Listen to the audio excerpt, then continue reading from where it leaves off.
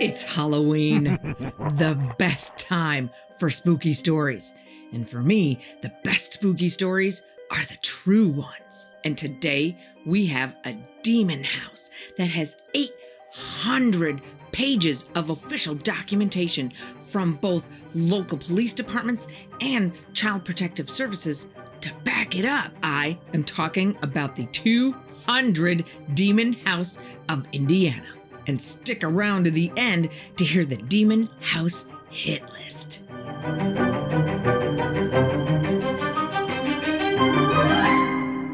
Our story starts in Gary, Indiana. And if you try to Google it, be careful, because it seems like there's a few demon houses in Indiana.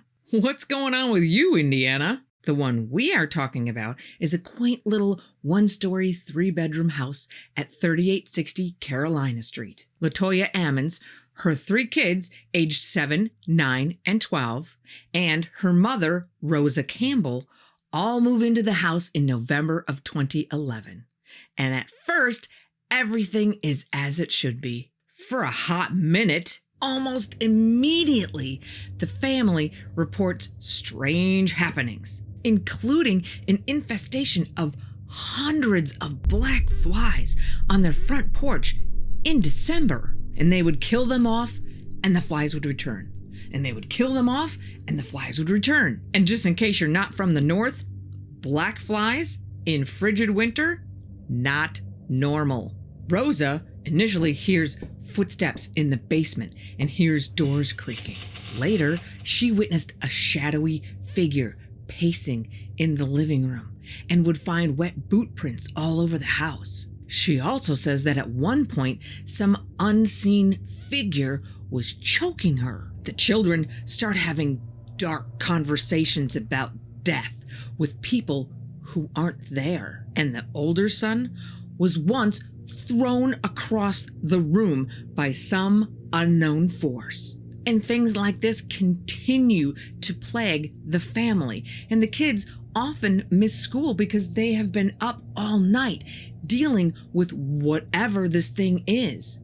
But they can't afford to move out. And all this activity just keeps getting worse until one night in March, LaToya's daughter had a friend sleeping over when the daughter started levitating above the bed. LaToya and Rosa just stand in her room and pray until the daughter eventually comes back down to the bed. And LaToya tries to find help from various churches, temples, priests, pastors, bishops, anybody she thinks might be able to help them, even psychics and clairvoyants, one of whom tells her the house is infested with 200 demons. What exactly do you do with that information? Finally, on the night of April 19th, 2012, LaToya takes her children to her regular doctor looking for any kind of relief. And the staff there report watching one of the boys being lifted off the ground and thrown against the wall with no one around him. The doctor says nope and sends the family to the ER. And they get to the ER, and LaToya is talking to the staff there, telling them what has been going on in an effort to find anyone who can help, when the eyes of 7-year-old Amante roll back into his head, and he starts growling and showing his teeth, and he grabs the other son, 9-year-old Andrew, in a headlock, choking him. And it takes several staff members to pry Amante's arms loose and away from Andrew's neck. Child Protective Services caseworker Valerie Washington shows up at the hospital to talk to the family and find out what is going on. So LaToya opens up to her and starts telling her all of the things that they have been dealing with as a family in this house. Like the fact that they all have to go to bed by 8 p.m. because if they stay up, 11 o'clock is when the ghosts come out. And they keep everyone awake by throwing things and moving things and creating cold spots and touching them. The daughter tells Valerie that she has dark, strange thoughts and that unnatural things happen in that house. She has even been thrown across the room and been grabbed by dark shadows. Andrew reports that things are attacking him and his brother. And while sitting in the waiting room with his grandmother, a psychologist, and Valerie Washington talking about what they're gonna do, Andrew starts to growl, and his face morphs into this not Andrew face with a maniacal grin. And he charges at Rosa's stomach and starts headbutting her over and over again until Rosa grabs his hands and starts praying and telling Andrew, "You are not you. You are not you." Andrew then replies in a deep, growly voice that is not his own, "It's time to die. I will kill you." And still holding Rosa's hands, Andrew glides backwards until he comes to the wall. And placing his feet on the wall behind him, he starts walking up the wall backwards until he gets to the ceiling, where he flips over and lands on the ground right in front of Rosa. Think poltergeist, sits down in a chair, and returns to normal. Valerie and the psychologist run from the room, and they go get the attending physician, Dr. Richardson, and tell him what just happened. And Dr. Richardson says, "No way. Can he do it again?" And the psychologist tells Dr. Richardson, "I seriously doubt it. That kid was not himself when he did that." So Dr. Richardson asks Andrew, "Can you do that again?" Andrew's reply, "I didn't walk up a wall. I can't do that." The doctor has him try anyway, the same way that he did it before. But Andrew just can't get his feet placed right and his balance right. And Valerie is quoted as saying, "He walked up the wall, flipped over, and stood there. There's no way he could have done that." I believe there was something going on there that was outside the realm of a normal living person. The demons even tell one boy that he's going to hell, that he's not going to God. And all of the children hear voices in their heads. And even though officials find LaToya to be a sane person, and the house is clean and well-stocked with food, the Department of Child Services takes the children out of the home anyway, just for their own safety. LaToya then turns to Father Michael Maginot, who's a close friend of the family, to maybe perform an exorcism on the house. So he comes to the house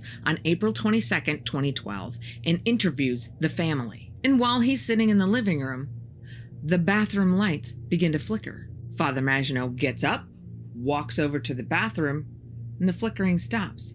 So he goes and sits back down again. Flickering starts again. Father Maginot goes back to the bathroom.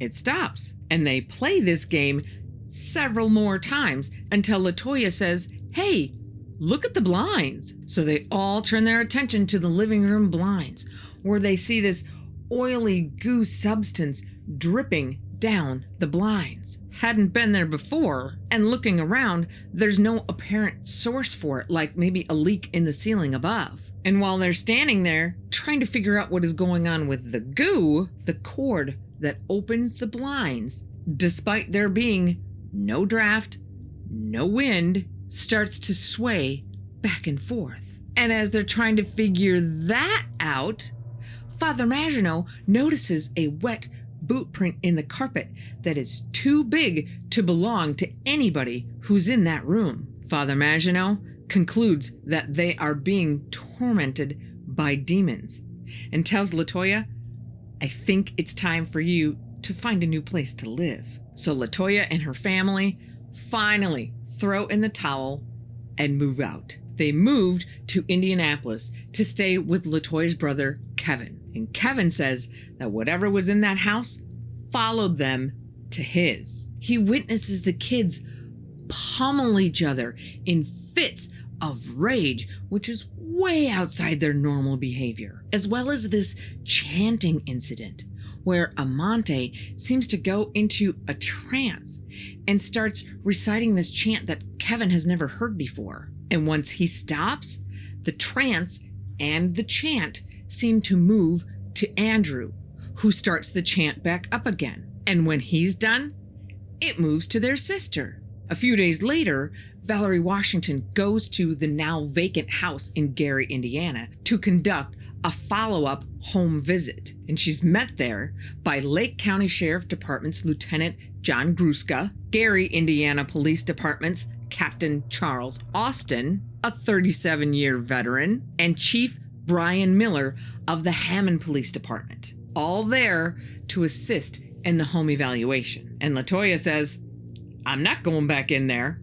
So Rosa takes the 4 investigators inside. And Lieutenant Gruska is in charge of taking video, audio, and photos of the entire visit. And the 4 tour the house, which is your typical 1940s bungalow. Nothing unusual. So Rosa takes Gruska and Austin downstairs to check out the basement. Completely typical.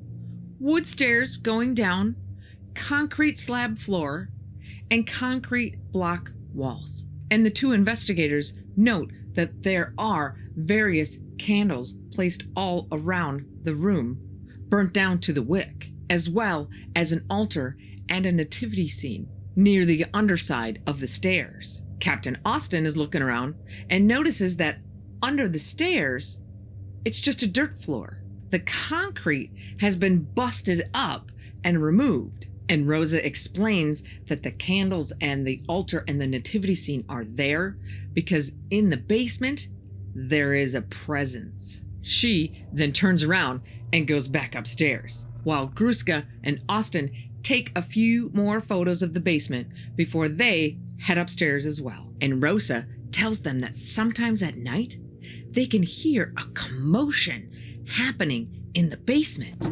bumping on the underside of the stairs. Then footsteps coming up the stairs and stopping at the door that leads to the kitchen, where it just stays, sometimes for hours. But the family is too scared to open the door to find out who or what is there. And after the home visit is over, Captain Austin jumps in his cruiser and drives about 1.5 miles away to a gas station where he gets on a phone call. And as he's talking, the radio in the cruiser starts pumping out just static. And Captain Austin hears a voice come through the static and say, "You in there?" Lieutenant Gruska goes back to the office to upload the pictures. And there's one picture of the area under the stairs where he can see a faint white mist on the right side. Closer examination shows what looks to be a man's face in the mist. And once they blow it up, they can see a green mist on the left side with what looks like a woman's face. So Gruska decides to listen to the audio recording of when he and Captain Austin were alone in the basement taking those photos, and was a little surprised to hear a third voice on the recording say, "Hey." It might be a little hard to hear, but here is the actual recording of that voice. Oh, they're burning stuff all over the place here. That's where.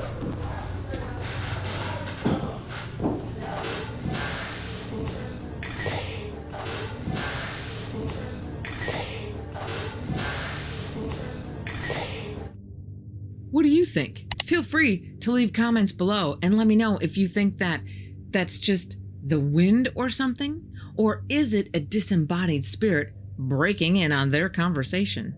On May 10th, everybody comes back for the required follow-up visit, including a host of new police officers, including a canine unit. The gang's all here, except Valerie Washington. She refuses to come back. So, a new case manager has been assigned, and she dutifully follows everyone inside the house. The house has been vacant, locked, and sealed for 2 weeks. No one has been in this house. So, no one has been in the house because the Ammons family has moved to another house.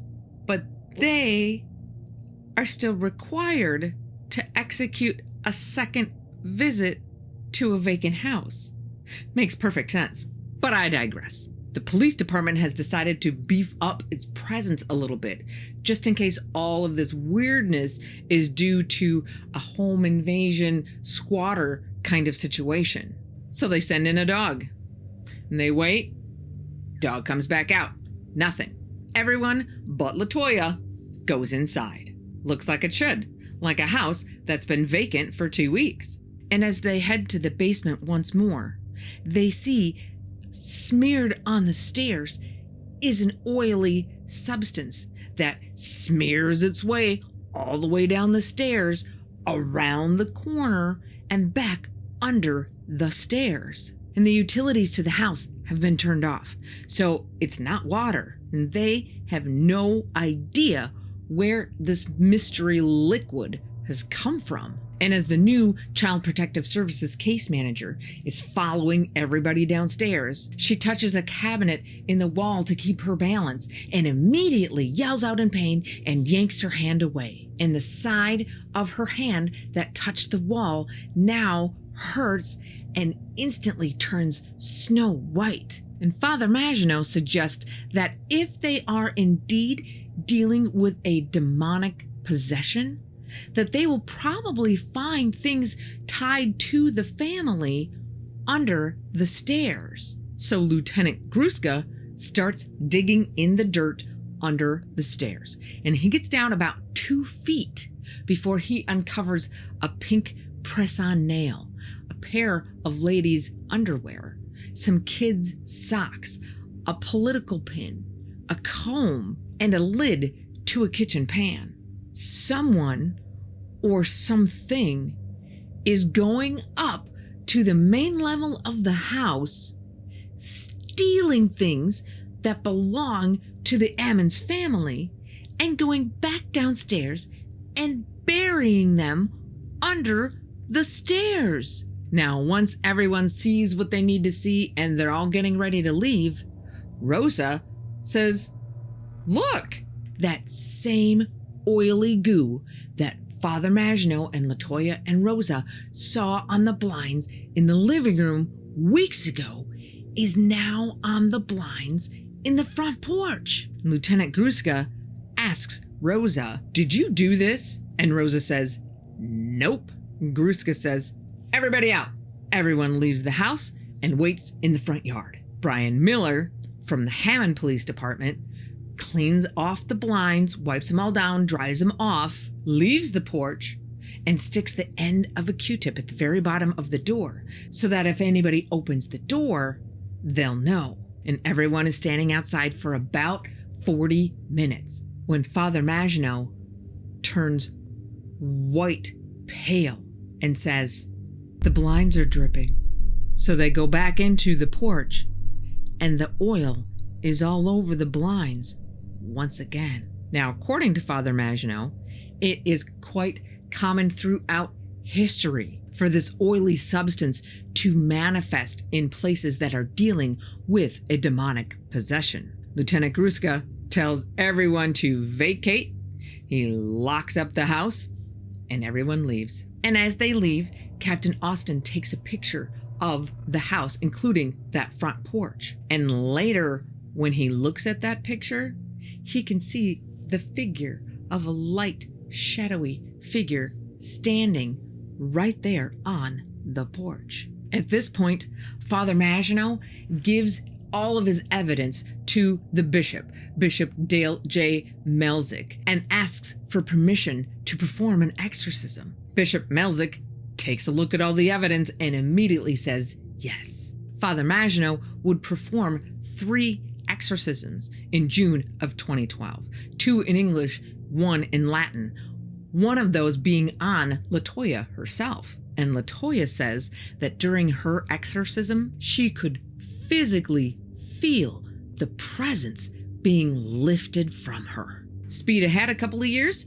to 2014. Zach Bagans, a paranormal researcher and host of TV's Ghost Adventures, hears the house is for sale and buys it sight unseen for for $35,000. And he spends the next 2 years filming inside the house and researching everyone involved. The results of his research and experiences can be seen in his documentary, Demon House. Zach puts a lot of time and effort into figuring out what is going on inside that house. He even locates one former tenant from the 90s, Mika, who he invites to come back and take a look at the house and tell him about any experiences she may have had. Mika accepts his invitation to visit and brings her 3 children. Mika is a pretty shy, reserved, quiet woman, but she tells Zach that she had a girlfriend who would stay over, who reported hearing footsteps at night, and that she herself would have dreams that someone that she knew was going to die. And she tried to tell her family, but no one would listen. Then her brother, whose room was in the basement, was shot and killed. Zach also has a home inspector come through and check the house for mold or carbon monoxide. The inspector found some mold in the attic and says there might be some carbon monoxide that could possibly seep through the chimney, but neither appear to be severe enough problems to cause the Ammons family to hallucinate everything that was going on. Next, Bagans invites Dr. Barry Taff, who has a doctorate in psychophysiology and a minor in biomedical engineering, to see if electromagnetic waves might be what causes people to feel a presence in the house. Dr. Taff has over 4,500 investigations under his belt. Not a slouch.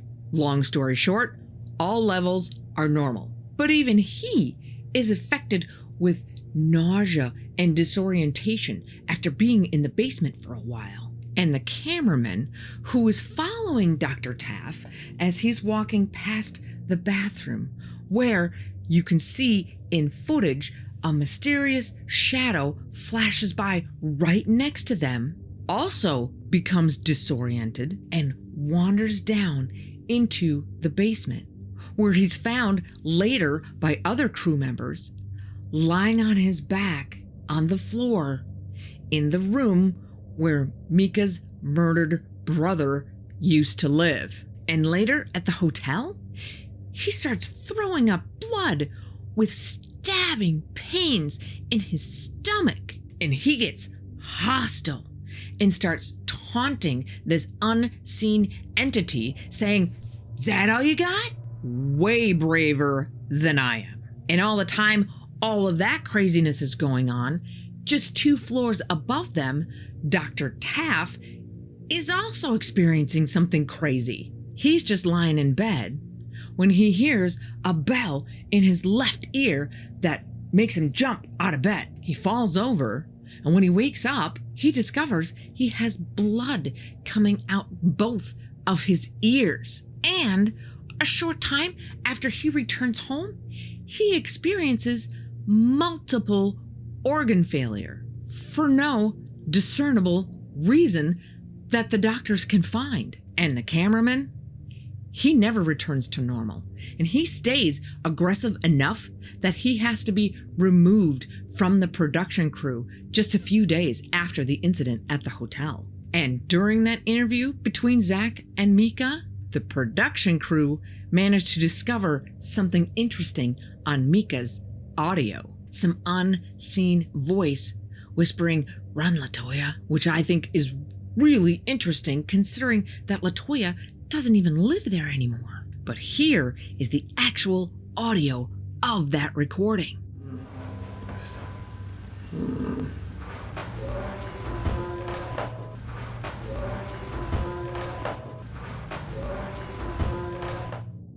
So what do you think? Do you hear it saying, "Run, LaToya," or do you hear something else? Go ahead and let me know in the comments below. So throughout the story so far, you have heard things that have happened to some people, but not everything. And when you put the events, these things that have happened to people who've been in that house, when you put them together in a list, it's kind of breathtaking. So here is the Demon House Hit List, the list of things that have happened to people who've just spent sometimes just mere hours in that house. Valerie Washington, the first Child Protective Services caseworker. She quit her job in Indiana, moved out of state, and started therapy for PTSD. The second CPS worker, who was only in that house just a couple of hours, within 30 days of being in that house, broke 3 ribs from jet skiing, got 3rd-degree burns from a motorcycle, broke her hand from hitting a table, and broke her ankle from running, all within 30 days of being in that house. The home inspector who checked the house for mold and carbon monoxide. His car was almost hit by a tree as he was driving home. That night was choked by some unseen force and developed cancer soon after.